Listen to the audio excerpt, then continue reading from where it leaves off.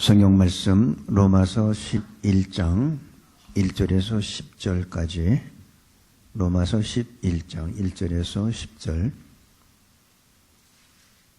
그러므로 내가 말하노니 하나님이 자기 백성을 버리셨느뇨? 그럴 수 없느니라. 나도 이스라엘인이요 아브라함의 씨에서 난 자요 베냐민 지파라.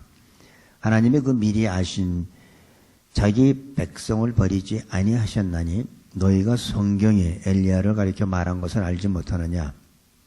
저가 이스라엘을 하나님께 송사하되 주여 저희가 주의 선지자들을 죽였으며 주의 제단들을 헐어버렸고 나만 남았는데 내 목숨도 찾나이다 하니 저에게 하신 대답이 무엇이뇨? 내가 나를 위하여 바알에게 무릎을 꿇지 아니한 사람 7천을 남겨두었다 하셨으니 그런즉 이와 같이 이제도 은혜로 택하심을 따라 남은 자가 있느니라. 만일 은혜로 된 것이면 행위로 만미할지 않음이니 그렇지 아니면 은혜가 은혜되지 못하니라. 그런즉 어떠하뇨? 이스라엘이 구하는 그것을 얻지 못하고 오직 택하심을 입은 자가 얻었고 그 남은 자들은 완악하여졌느니라. 기록된 바 하나님이 오늘날까지 저희에게 혼미한 심령과 보지 못할 눈과 듣지 못할 귀를 주셨다 함과 같으니라. 또 다윗이 가로되 저희 밥상이 올무와 덕과 거치는 것과 보응이 되게 하옵시고 저희 눈은 흐려보지 못하고 저희 등은 항상 굳게 하옵소서 하였느니라. 아멘. 오늘 이제 11장에 들어와서 바울이 자기의 간증과 엘리야가 선지자 엘리야에 대한 얘기를 하면서 이스라엘 백성들을 하나님께서 버리시지 않는다는 것을 좀 간접적으로 설명하고 있습니다. 10장 마지막 21절에 이런 말이 있어요. 이스라엘을 대하여 가라사대 순종치 아니하고, 첫째 이스라엘 백성들은 하나님 앞에 순종치 아니하고 거스려 말하는 백성이라고 이렇게 하나님께서 이스라엘 백성에 대한 그 표현을 그렇게 했습니다. 순종하지 않고 불순종하고 하나님의 말씀을 거스리는 백성들이다. 그런데 하나님은 종일 팔을 벌리고 기다리는다 이렇게 얘기를 했습니다. 그리고 11장 1절에 들어와서 그러므로 내가 말하노니 하나님이 자기 백성을 버리셨느뇨? 하나님께서 이스라엘을 버렸냐? 결코 그럴 수 없다. 절대로 안 버렸다. 이 얘기입니다. 우리가 이 신앙생활을 하다 보면 사람마다 예수님 믿을 때 그 경험이 다 다르죠. 근데 저 같은 경우는 성령 체험하고 예수님을 영접했을 때 저는 그렇게 많이 눈물이 났어요. 눈물, 콧물 이렇게 많이 났는데 처음에 예수님을 그렇게 믿었을 때는 굉장히 모든 사람들이 거의 순수한 마음으로 예수님을 믿고 감격하고 어떤 사람은 눈물도 흘리고 하나님과 교회를 참 성실하게 섬기게 됩니다. 그런데 예수 믿고 조금 시간이 지나면 기득권이 생기기 시작해요. 그리고 뭔가 내가 행함으로써 내가 뭘 행동으로 하면서 내가 봉사를 하면서 뭔가를 하면서 어떤 그 계급을 가지려고 합니다. 그래서 교회에서 보면 사실은 이 집사란 직분이 계급이 아닌데 사람들은 그걸 계급으로 착각들을 하고선 어떤 집사 임명을 하려고 그러면 아직 저는 좀 부족한데요 하고서 뭐 겸손한 척 사양하는데 집사는 사양하는 게 아니에요.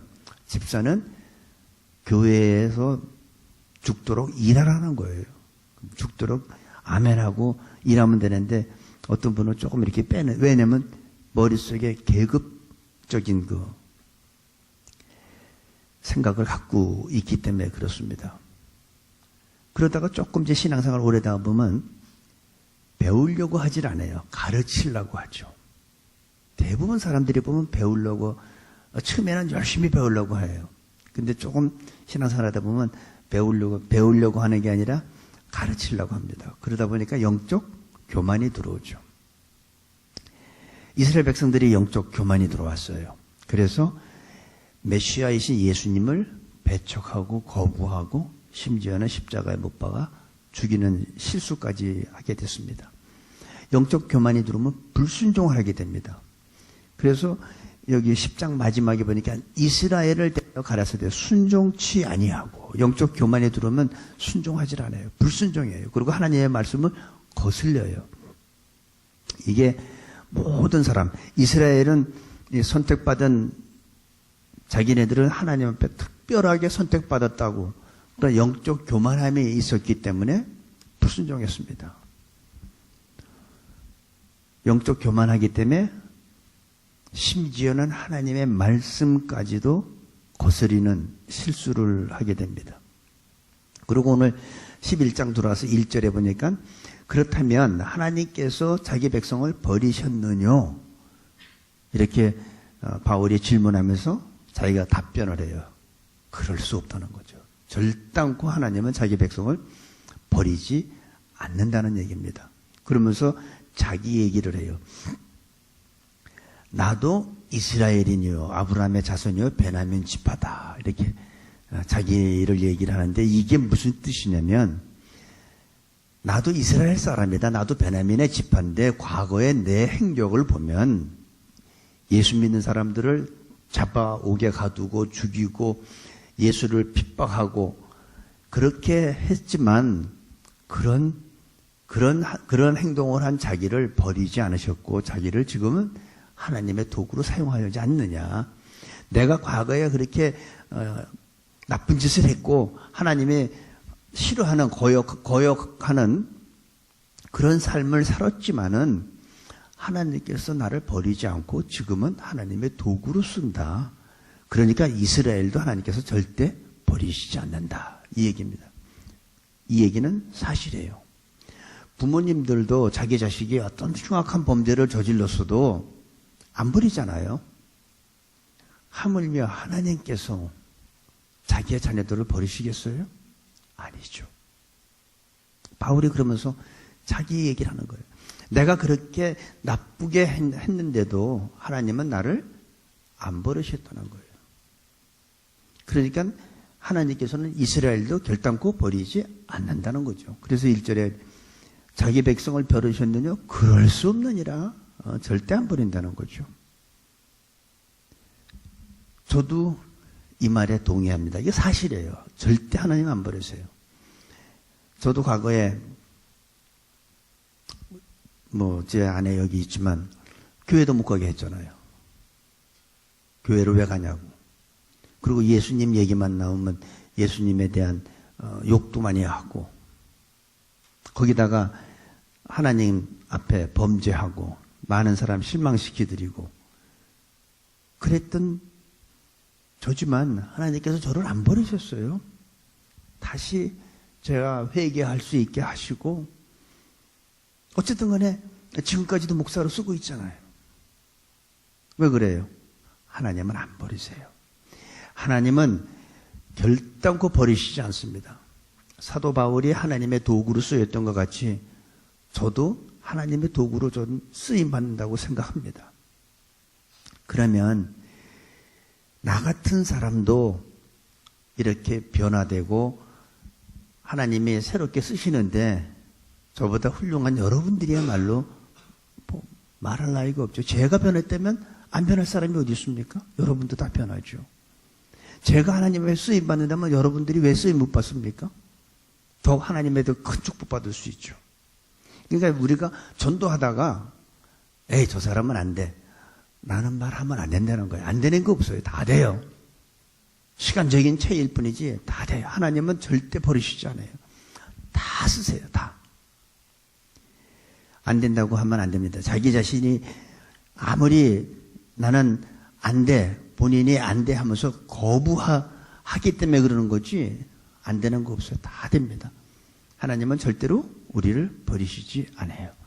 바울도 얘기했지만 저도 제 경험을 보면 그래요. 절대 안 버렸어요. 아니 저를 갖다 혼내시지도 않았어요. 어려움도 주시지 않고 그냥 회개하고 다시 회복시켜 주시고 다시 쓰시는 거예요. 그 1절이 보니까 사도 바울이 자기의 간증을 하면서 결단코 하나님은 안 버린다. 이렇게 하고선 2절부터 5절까지 보면은 엘리야를 얘기합니다. 선지자 엘리야. 엘리야 때 아합 왕이죠. 그 당시에는. 아합 왕이 우상을 섬기는 여자 이사벨을 만나가지고 그 여자가 시키는 대로 정치를 했어요. 국가를 다스렸어요. 그래서 하나님의 선지자들을 다 죽이고 하나님 앞에 드리는 그 제단을 다 허물고 그랬는데 그때 엘리야가 바알 선지자들하고 누가 니네가 섬기는 바알이 진짜 신인지 이스라엘의 하나님이 진짜 신인지 한번 대결을 했잖아요. 갈멜산에서. 우리 한번 잠깐 우리 성경 한번 찾아보죠. 열왕기상 18장 구약성경 548페이지.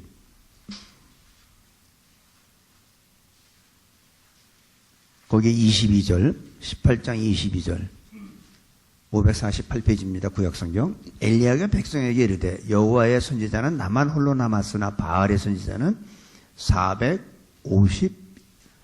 그러니까 자기는 하나님의 선지자는 자기 혼자지만 바알의 선지자는 450명이 된다는 거예요. 그러면서 24절에 오니까 너희는 너의 신의 이름을 부르라. 나는 여호와의 이름을 부르르니. 그래서 바알의 450명의 선지자와 이 엘리야가 진짜 누가 진짜 신인지 여기서 경쟁을 합니다. 그러니까 27절에 보니까 오정에 이르러는 엘리야가 저희를 조롱하여 가로되 큰 소리로 부르라. 저는 신인적 묵상하고 있는지 혹 잠깐 나갔는지 혹 길을 행하는지 혹 잠이 들어서 깨워야 할 것인지 하며, 그러니까 바알 선지자들한테 이제 조롱하는 거예요. 니네 신 더 크게 불러. 혹시 지금 잠자는지 누가 아냐? 이렇게 이제 바알 선지자들을 조롱을 합니다. 그러니까 나중에 이 바알 선지자 450명이 막 자기네들을 몸을 막 찢고 이렇게 피를 흘리면서 하는데 안 되죠. 그건 신이 아닌데.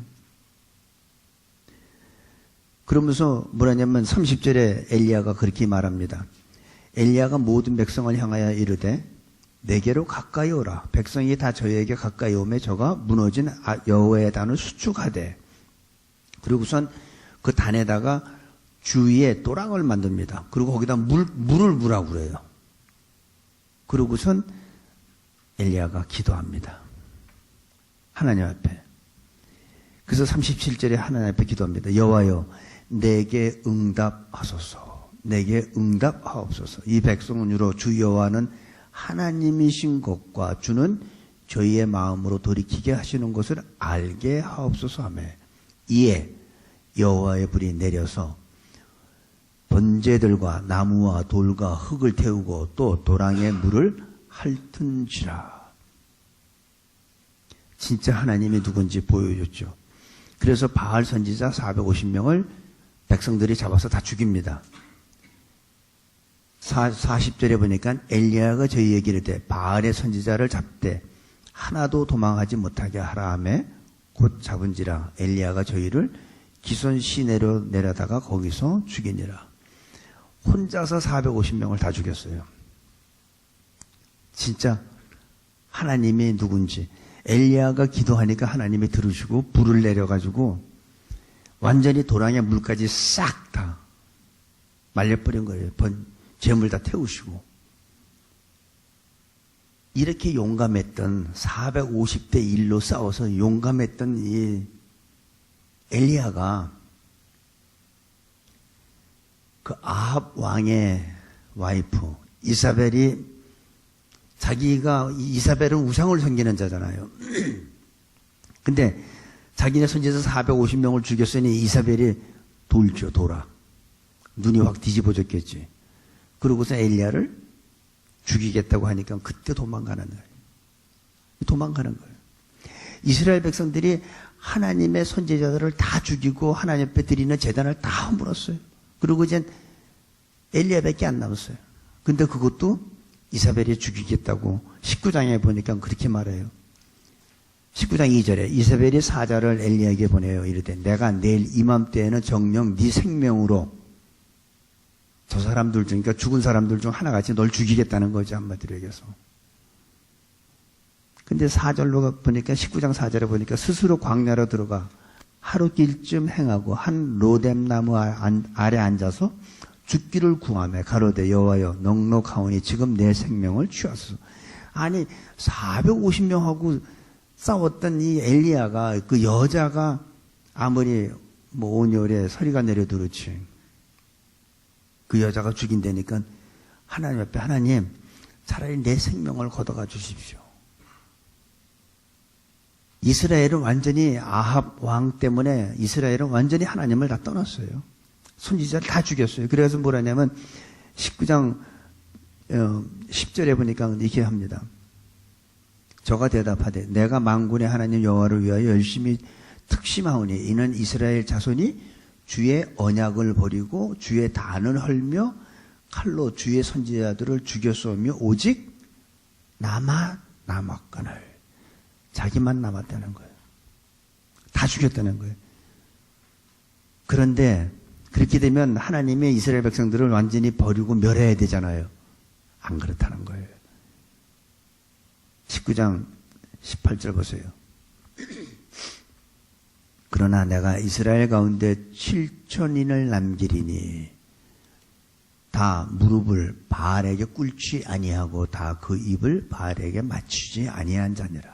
하나님께서는요, 이 엘리야는 자기만 남았다고 하지만 하나님께서는 어떻게 해요? 7,000명을 남겨놨어요. 바알한테 무릎 꿇지 아니한 자. 하나님은 이러신 분이에요. 여러분, 우리가 살다 보면, 기도하다 보면 우리가 힘들 때가 있죠. 엘리야가 하나님 앞에 기도할 때 하나님께서는 엘리야의 기도를 들으시고 너 혼자가 아니다. 바알한테 무릎 꿇지 아니한 자가 7천을 내가 남겨놨다. 지금 엘리야한테 그 얘기를 합니다. 정말 기도하는 사람이라면 우리가 이 하나님을 믿고 우리가 살다 보면 진짜 기도하는 사람과 기도하지 않는 사람의 차이가 있어요. 기도하는 사람은, 기도하지 않는 사람은 환경이 어려워지고 사방으로 우겨쌈을 당하면 거기서 포기하잖아요. 무릎 꿇잖아요. 근데 기도하는 사람은 사방으로 우겨쌈을 당하고 답답한 일을 당하고 혼자인 것처럼 느껴질 때에 하나님은 그 기도하는 사람을 위해서 엘리야한테 7천을 남겨놓은 것 같이 바로 기도하는 사람한테는 똑같이 7,000명을 남겨놓을 줄로 믿습니다. 생각지도 않았고 나는 다 포기하고 다 이제 끝이구나 했는데 전혀 모르는 사람이 와서 도와주게 돼요. 그게 하나님이 하시는 방법이에요. 기도하는 사람은 다 사방이 다 막혔어. 이제 길도 없어. 그런데 생각지도 않던 사람이 난생 처음 보는 사람이 와서 도와줘요. 그게 하나님이 하시는 방법이에요. 결정적인 순간에 알지 못하는 사람이 와서 돕고 숨어있던 사람들이 나타나기 시작하는 거예요. 누가 보냈어요? 하나님이. 그래서 믿음이 있는 사람들은요, 절대 포기하지 않습니다. 나는 포기하지만 하나님이 포기하지 않잖아요. 하나님은 절대 포기하지 않아요. 근데 우리들이 포기하지. 그래서 결국은 뭐냐면 믿음의 싸움이에요. 내가 믿음이 있는 만큼 나는 승리할 수 있고 믿음이 없으면 그냥 무릎 꿇고 마는 거죠. 다 끝났네. 근데 믿음이 있는 사람은 하나님 앞에 기도하면 하나님께서 7,000명을 남겨놓은 것 같이 그 남은 자를 우리한테 보내줘서 돕게 만들잖아, 우리를. 전혀 모르는 사람이 와서 돕고 숨어있던 사람들이 내 주위에 나타나기 시작하고 그게 문제가 해결되잖아요. 그게 기도하는 사람의 모습이에요. 우리는 전능하신 하나님, 그 하나님을 믿기 때문에 엘리야한테 7,000명을 남겨놓은 것 같이 여러분한테도 남겨진 자가 있다는 거예요. 우리한테 남겨진 자가 있어요. 하나님은 분명히 내가 공경에 처했을 때 생각지도 않던 사람을 보내주셔서 우리를 도와줄 줄로 믿습니다. 그래서 결국 믿음의 싸움이라는 거예요. 이게 기독교예요. 기독교는 그런 거예요. 그렇게 핍박을 하고 기독교 아주 씨를 말리려고 했지만 망할 것 같은데 망하지 않는 것. 죽을 것 같은데 죽지 않는 것. 그래서 이 기독교의 뿌리가요, 끊어질 것 같으면서도 지금까지 내려오잖아요. 하나님, 왜? 하나님이 다 끝날 것 같지만 또 남겨준 자가 또 있기 때문에. 지금도 엘리야 시대뿐만이 아니라 지금도 택하심을 따라 남은 자가 있습니다. 저를 위해서도 있고 여러분들을 위해서도 준비되어 있다는 그 사실을 꼭 믿으시기 바랍니다. 나는 우겨싸움을 당하고 나는 사방으로 따맥혔어. 근데 하나님께서는 나를 위해서 남겨둔 자가 있다는 사실을 꼭 믿으시기 바라요. 그런 사람들한테는 분명하게 상상하지 못하는 방법으로 하나님께서 도와주세요. 그런 거 경험해 보신 없어요? 우리가 살다 보면, 사업하다 보면, 이건 이제 안 돼. 나는 포기해. 그런데 이상하게 어떻게 생전 모르는 사람의 마음을 움직여서 이게 안 되는, 이거 분명히 안 돼야 되는데 되게 만들잖아요. 왜? 하나님께서 남겨두시기 때문에.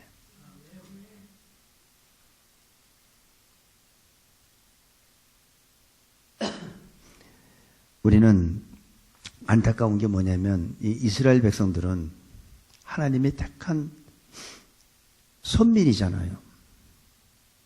근데 이스라엘에 안타까운 게 뭐냐면 교회가 없습니다. 복음도 없습니다. 예수님이 태어난 곳에 예수님이 안 계세요. 그들은 마땅히 하나님의 선택받은 백성으로서 구원받아야 될 사람들인데 그들에게는 구원이 없고 하나님의 택함받지 못한 이방인들이 구원을 받게 된 거예요. 참 이게 기가 막히죠. 우리도, 여러분도 그렇죠. 우리들이 뭐예요? 우리들도 하나님의 택함받지 못한 우리는 이방인이었어요. 근데 우리가 어떻게 구원받게 됐습니까? 저는 우리가 사도행전 1장 8절에 보면 성령이 우리에게 임하면 이제 우리가 권능을 받고 예루살렘과 유대와 사마리아 땅끝까지 이라서 예수님의 증인의 삶을 살라고 하잖아요. 그러면 예루살렘에서 온 유대와 사마리아 땅끝까지. 그래서 저는 이 땅끝이라는 것이 예루살렘 이스라엘에서 시작해서 다시 이스라엘로 돌아가는 게 전 땅끝이라고 생각하고 싶어요. 하나님은 이스라엘 백성을 절대 버리시지 않아요. 반드시 그들을 구원하십니다. 근데 그들은 보세요.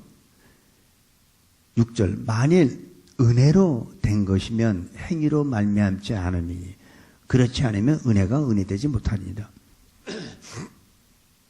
그런 적 어떠하뇨? 이스라엘이 구하는 그것을 얻지 못하고. 그러니까 이스라엘은 당연히 구원을 받아야 되는데 그걸 얻지 못했다는 거예요.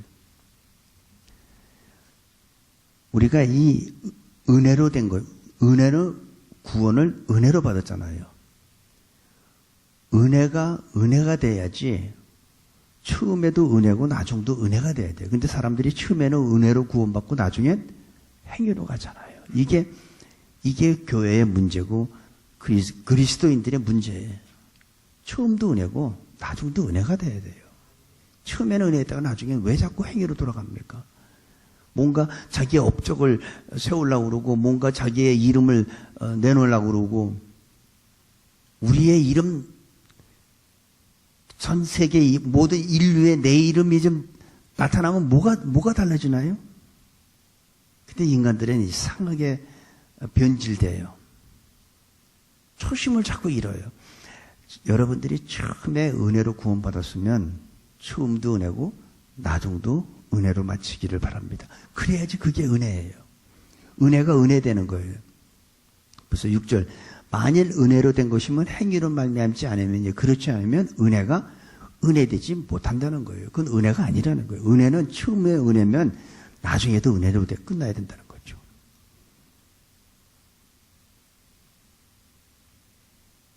구원을 위한 사람들은 구원을 받지 못하고 구원을 받지 못하게 된 사람들은 도리어 구원을 받았다는 거죠. 우리들도 구원을 받지 못했던 사람들인데 우리도 대한민국, 한국 사람들이 무슨 재주로 하나님의 택하지도 않은 백성인데 누군가 와서 우리한테 전했죠. 누군가 우리한테 와서 복음을 전했죠. 하나님의 은혜를 전했죠. 그래서 우리는 하나님의 은혜로 하나님의 자녀가 된 사람들이에요. 이제는 이스라엘이 구원받지 못하고 이방인이 구원받았는데 그 이방인들이 이스라엘을 구원하기 위해서 남은 자가 되어야 됩니다. 우리가 남은 자가 되어야 돼요. 누구를 위해서? 이스라엘. 그 사람들을 구원하기 위해서. 이젠 이방인들이 하나님이 남겨놓은 7,000명이 되어야 된다고 저는 생각합니다. 우리를 자녀 삼아주신 그 하나님, 이스라엘의 메시아를 받아들이지 못한 이유는, 거기 보니까 8절 보세요. 기록된 바 하나님의 오늘날까지 저희에게 혼미한 심령과 혼미한 심령을 주셨어요. 그러면 이미 이 심령이 혼미하기 때문에 받아들이지 못해요. 그리고선 보지 못할 눈과 듣지 못할 귀를 주셨다. 봐도 모른다는 거예요. 보여줘도 못 본다는 거예요. 들어도 듣지 못한다는 거예요. 들어도 깨닫지 못해요. 오죽하면 성령이 교회에게 하는 말을 들을지어다. 귀 있는 자는 들을지어다. 들어도 모른다는 얘기예요. 봐도 모른다는 거예요. 예수님을 메시아를 자기들 눈으로 보면서도 몰랐잖아요. 못 봤잖아요. 못 봤으니까 진짜 메시아로 알았으면 십자가 못 받겠습니까? 봐도 모르고 들어도 깨닫지 못하는 것. 그러니까 여기 8절이 그거예요. 하나님이 오늘날까지 저희에게 혼미한 심령과 보지 못할 눈과 듣지 못할 귀를 주셨다 한 것 같으니라. 우리들은 듣지 못하는 귀, 보여줘도 보지 못하는 그런 눈 가져서는 안 됩니다. 보지 못하는 눈, 듣지 못하는 귀, 그리고 마음에 열지 못하는, 그래서 혼미한 심령을 갖고, 이런 사람들이, 혼미한 심령 가진 사람들이 어떤 사람들이냐면, 보통 목사님들이 뭐 설교를 되게 오래 하진 않는데 조금만 오래 하면 짜증내기 시작하죠. 설교를 들으면 들을수록 마음이 강박해지고, 왜 오늘 목사가 무슨 일이 있길래 저렇게 말 길게 하지? 좀 적당히 끝내지 않고. 그리고 짜증이, 들으면 들을수록 짜증이 나기 시작하잖아요.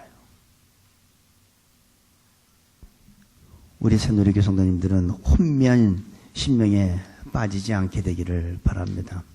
9절에서 10절 보니까 다윗이 가로되 저희 밥상이 나와요. 밥상은 우리가 먹고 살아가고 건강을 유지하는데 굉장히 필요한 게 밥상이죠. 밥상이 없으면 다 죽어요. 여기 밥상이 나오는데 저희 밥상이 올무와 덫과 거치는 것과 보응이 되게 하시고. 이게 어떤 사람들이에요? 보여줘도 보지 못하는 사람, 들려줘도 듣지 못하는 사람, 정신이 혼미한 사람은 밥을 먹을수록 상태가 나빠진다는 거예요. 밥상이 올무가 된대요.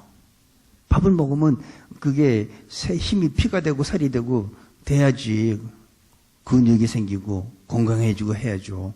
근데 오히려 이건 밥상이 올무와 덫과 거치는 것과 보응이 되게, 밥을 먹을수록 나빠져요. 저들의 밥상은 종교적인 행식의 어떤 종교인의 모습으로 어떤 형식만 중요했어요. 거기에 진정한 마음에 하나님하고 교통 같은 게 중요한 게 아니라, 오늘 내가 몇 번 기도했지? 2번 했지. 1번 더 해야 되네? 이거. 11조. 그냥 이 종교적인 그 형식에만 그것만 중요하게 생각했지. 자기네들 마음은 전혀 관계가 없었어요. 나 오늘 기도 3번 했으니까 오늘 내가 할 일 다 했네. 성경 오늘 몇 장 읽었잖아. 형식이 중요하죠. 교회만 왔다 갔다 하는 사람은 올무가 되고 덫이 되고 거치는 것이 되며 보응이 된다고 그랬어요. 다윗이 가로되 저희 밥상이 올무와 덕과 거치는 것과 보응이 되게 하옵시고. 그러니까 그들은 밥을 먹으면 먹을수록 더 나빠진다는 거예요. 더 거치는 게 되고, 더 올무가 되고.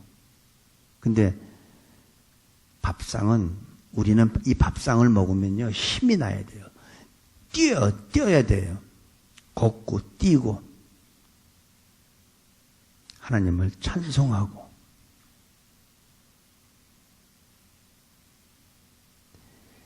우리 주를 앙모하는 자 올라가 독수리 같이, 맞죠? 그래야 돼요. 우리 새누리 성도님들은 이 밥상을 먹으면 힘이 나고 피곤치 아니하고 독수리 같이 창공을 날릴 수 있어야 됩니다. 그게 진짜 하나님의 축복받는 자고, 이 새로운 힘을 갖고 하나님의 영광을 위해서 저는 그래서 이스라엘 민족을, 거기서 예수님이 태어났지만 그곳에는 예수가 지금 현재 없어요. 그곳에 우리는 선교사를 보내야 된다는 거죠. 그곳에 우리는 전도하는 사람들을 보내야 된다는 거예요. 그것이 하나님의 바로 원하는 거고, 하나님의 이스라엘을 버리지 않는 이유는 바로 우리 같은 사람들을 남겨놓아서 우리로 하여금 이스라엘을 구원시키려는 하나님의 목적이 있다고 생각합니다. 특별히 우리 새누리교회 성도님들은 이스라엘 사람들뿐만 아니라 날마다 우리 주위에 돌아볼 수 있는 영적 눈이 뜨길 바랍니다. 봐도 모르고 들어도 모르면 어떻게 하겠어요?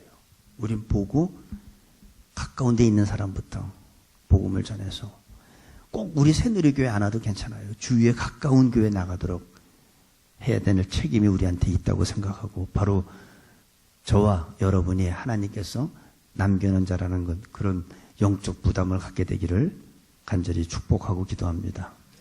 기도하겠습니다. 아버지 하나님, 우리가 남은 자로서의 사명을 가지고 살게 하여 주옵소서.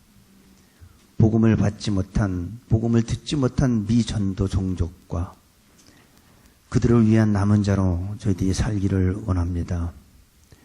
이스라엘의 남은 자로 사는 영적 부담 허락하여 주옵소서. 예수님의 이름으로 기도합니다. 아멘.